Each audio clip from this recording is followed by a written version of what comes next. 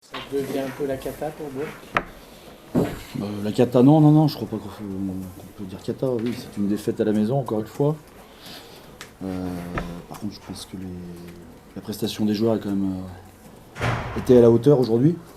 Euh, Pas grand chose à leur redire là-dessus. Voilà, il y a quelques détails. Je pense que si on l'avait livré ces matchs plusieurs fois dans la saison, on ne serait sûrement pas à notre place aujourd'hui. Donc c'est le discours qu'on se tient ce soir entre nous. Voilà. On a fait le choix de garder la tête haute parce que je pense que, et je le redis, les joueurs ont livré une belle bataille. Voilà, ça joue sur des détails.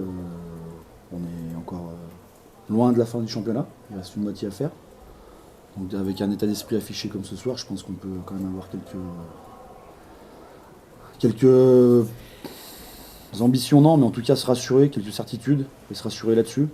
On va continuer de travailler pour être encore plus performant dès la semaine prochaine. Voilà, ça sera le leitmotiv. Ensuite, on aura une coupure pour se libérer un peu les têtes, parce que voilà, ça fait 2 mois pour moi, mais ça fait quelques mois pour les joueurs que c'est usant aussi. Donc on va profiter de cette pause pour se régénérer un peu et revenir motivé comme jamais pour l'objectif qui est affiché, quoi, qui est le maintien, hein, tout simplement. Finalement, point de bonus par point de bonus, vous avancez quand même. Vous vous satisfaisez de ça? Non, ce soir, on ne peut pas se satisfaire de ça.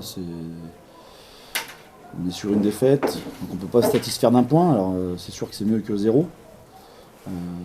Par contre, on se satisfait du comportement que tout le monde a affiché, sans manquer de respect hier. Mais je pense que voilà, si on avait été dans cette attitude et les comportements de ce soir, le match aurait été différent la semaine dernière.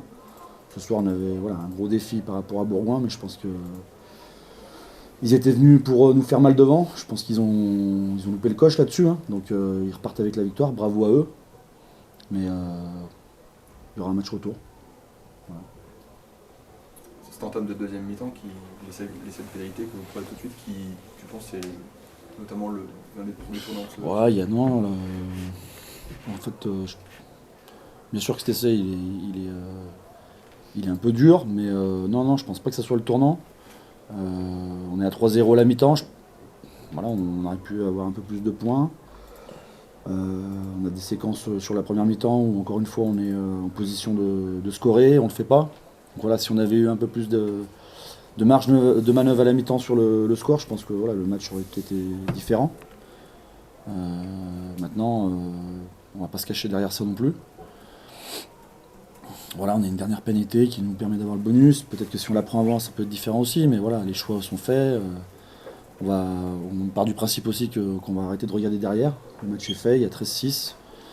On va préparer Carcassonne dans les dispositions dans lesquelles on est aujourd'hui, donc c'est-à-dire de ne pas y aller la tête baissée, en tout cas.